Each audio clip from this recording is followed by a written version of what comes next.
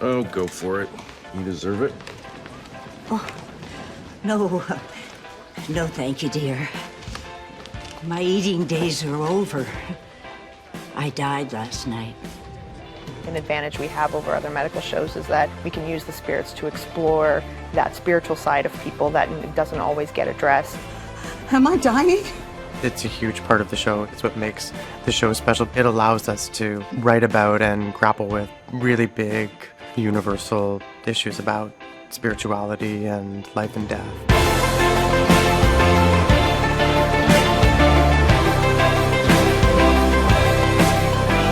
Whatever's going on in the spirit world is something that people can relate to and feel, and Charlie is always instrumental in affecting some kind of change in that world. The element of Charlie seeing these spirits adds an extra stake. Why am I still here? We now see beyond the veil, and we see people who need something resolved in their life, or they need a question answered. Charlie assists with that. It gives a voice to them. So it gives a certain emotional depth. They can't see me because I'm dead. Sometimes when you have a character who's at death's door, who's in a coma, who's on the operating table, you actually get a chance to get to know them. If I'm in there, what am I doing here? We have an opportunity to learn about them and their problems and maybe what's keeping them in this world and what might be pulling them to the next. You're not dead. You're, Ghost? yes, a ghost. You see ghosts? At the end of season 3, it came to light that Alex remembered her time in the liminal state and therefore is now, for the first time, aware of Charlie's gift. Charlie. It's not just his secret anymore. He's still reticent to drag her into that world. It's what we do when we're in relationships with people and we love them deeply. Does she really believe truthfully that he sees ghosts, or does she believe in him because he believes it and she loves him? There's going to be tension that comes from that. Is it a ghost thing? Kind of still getting used to talking about that. Well, so am I. He's able to be more open and honest with her about what that experience is, but that doesn't mean that she necessarily wants to dive headfirst into that. Will I get to see Athena? She died 9 years ago. We're not alone. Could you just turn it off for a second? Trust me, if I could turn it off for good, I would. We sort of get to see how they deal with that, like any couple deals with anything. Sometimes creates big obstacles for them. At some point, it's going to drive Charlie to try and figure out what to do. If you had this great ability, what would you do with it and what it means? It's complicated over here. You can see me? Yeah, can you see me? Yeah.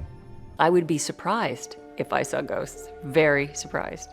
Ghosts. If we all had ghosts telling us what to do, we'd be fine. If I could see ghosts, I wouldn't tell too many people. Hey, Nick, is it?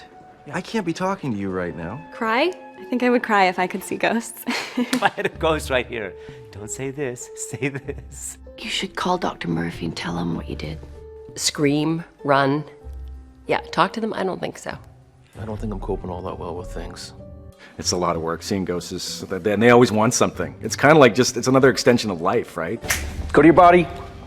Go! It gives a lot of dramatic fodder. Can I be an orthopedic surgeon? I also have this thing I do on the side. He's really good at it. It helps him save lives, but it's also an obstacle because it's a secret he has. I'm so pretty. I am playing Spirit Caroline. I am the female spirit of a male football coach who has never transitioned or been brave enough to tell anyone. Caroline and Charlie have a bit in common because they're both hiding secrets. In that way, they can relate to each other, which is nice. Can I help you with anything? Questions, directions, that sort of thing? Those ghost stories are the hardest to break and to keep fresh. So we really challenge ourselves. Hey, can you help me? There's some changes in the spirit world that catch him a little bit off guard. The things that he thinks he knows about the rules may be changing a little bit. This isn't the way this works, okay? He's going to take his work home with him a little bit more. We have a character who becomes our first recurring ghost. He wants something and then wants something more. Tom is very persistent. That's to be expected when you are in purgatory seeking redemption. You spying on me now? It's not like that. Medicine versus spiritual, the yin and yang of that. Things that people are thinking about at all stages of their lives. When we hit it on all cylinders, they're really neat storylines. You're going to figure out what it is you need from me. We'll talk and you'll go away, okay? Yes, sir. Okay. There's something that is resonant to something going on in our characters' lives. You were here to help me? When we do that, we really kind of nail it down. Oh God, that's me. I think it's when our show works best. You know, sometimes some really, really tragic, sad stories. There's hope. Some good should come out of all of this. People's lives, they come to a head in a place like a hospital, and we get to enjoy that journey and the journey of their resolve. I wonder what happens now.